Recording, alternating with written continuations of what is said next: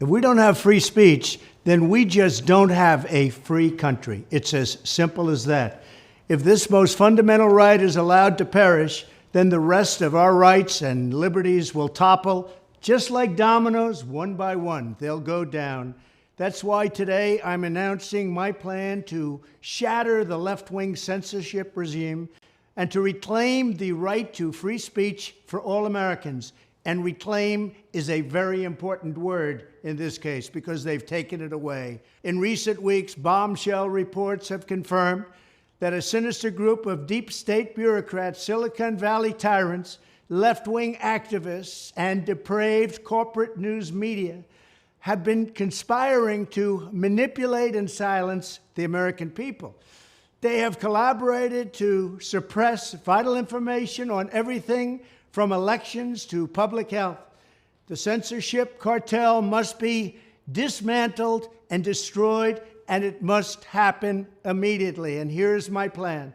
First, within hours of my inauguration, I will sign an executive order banning any federal department or agency from colluding with any organization, business, or person to censor, limit, categorize, or impede the lawful speech of American citizens. I will then ban federal money from being used to label domestic speech as mis- or disinformation.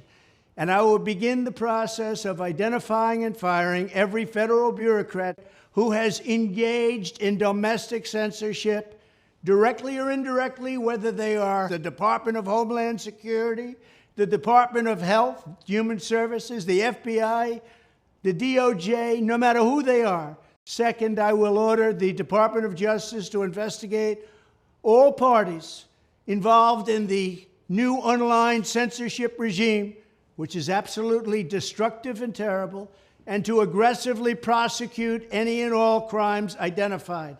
These include possible violations of federal civil rights law, campaign finance laws, federal election law, securities law, and antitrust laws, the Hatch Act, and a host of other potential criminal, civil, regulatory, and constitutional offenses. To assist in these efforts, I am urging House Republicans to immediately send preservation letters, and we have to do this right now, to the Biden administration, the Biden campaign, and every Silicon Valley tech giant, ordering them not to destroy evidence of censorship. Third, upon my inauguration as president, I will ask Congress to send a bill to my desk revising Section 230 to get big online platforms out of censorship business. From now on, digital platforms should only qualify for immunity protection under Section 230 if they meet high standards of neutrality, transparency, fairness, and non-discrimination. We should require these platforms to increase their efforts to take down unlawful content such as child exploitation and promoting terrorism, while dramatically curtailing their power to arbitrarily restrict lawful speech. Fourth, we need to break up the entire toxic censorship industry that has arisen under the false guise of tackling so-called mis- and disinformation. The federal government should immediately stop funding all nonprofits and academic programs that support this authoritarian project. If any U.S. university is discovered to have engaged in censorship activities or election interferences in the past, such as flagging social media content for removal of blacklisting, those universities should lose federal research dollars and federal student loan support for a period of 5 years and maybe more. We should also enact new laws laying out clear criminal penalties for federal bureaucrats who partner with private entities to do an end run around the Constitution and deprive Americans of their First, Fourth, and Fifth Amendment rights. In other words, deprive them of their vote. And once you lose those elections, and once you lose your borders like we have, you no longer have a country.